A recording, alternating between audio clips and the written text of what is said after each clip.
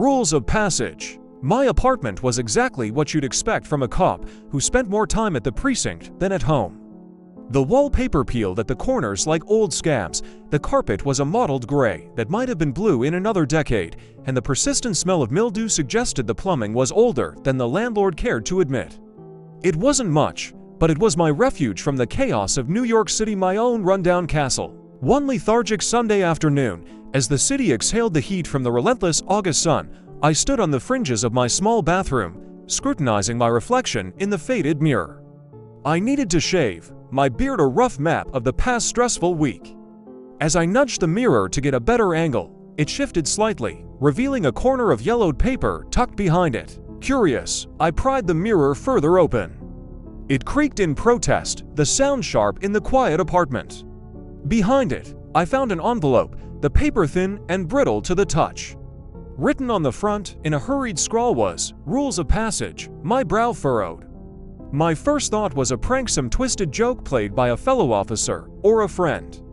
But as I sliced the envelope open and unfolded the letter inside, the list of rules I found was anything but ordinary. Do not make eye contact, do not speak to them. Never carry more than can fit in your pockets, do not take what is not dropped. Ignore all pleas for help, do not eat or drink anything. Avoid the man in the conductor's uniform. Never go beyond the last platform. Never board the train. If you wish to leave, you must jump in front of the train. I read through the list twice, then a third time. My initial reaction was disbelief mixed with an uneasy chuckle. It had to be a joke, a bizarre, detailed, and somewhat macabre joke, but a joke nonetheless. I imagined my buddy Rick's laughter when I confessed to being spooked, the precinct's break room echoing with hoots and hollers. Shaking my head, I placed the letter on the bathroom counter, my detective's mind idly noting the lack of dust around the mirror. It was odd, given the general neglect of my cleaning habits. The rules themselves were nonsensical, yet oddly specific. Avoid the man in the conductor's uniform. Never board the train. It read like a bad movie script. The practical part of me wanted to crumple the paper up and forget it ever existed.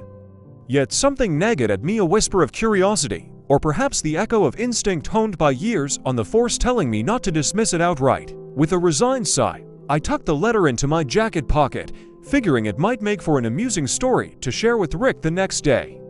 As I reset the mirror, my reflection staring back at me seemed to carry a hint of caution, as if the tired eyes looking back at me also whispered, "Be careful." I left the bathroom, the letter's words echoing in my mind. It was just a prank, I reassured myself. But as the city outside buzzed and the shadows in my apartment deepened with the setting sun, the list of rules felt more like a warning than a joke.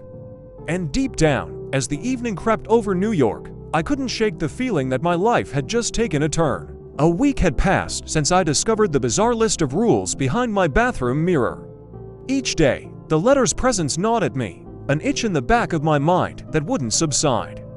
The rules haunted my thoughts, whispering through my daily routines, disturbing my sleep. Finally, unable to quell my growing obsession, I decided to investigate. It was late, the kind of late that blanketed the city in a deep, uneasy quiet. I stood before my bathroom mirror, the letter in hand, rereading each rule as if trying to decode a secret message hidden in plain sight. With a deep inhale, I gripped the edges of the mirror and pulled.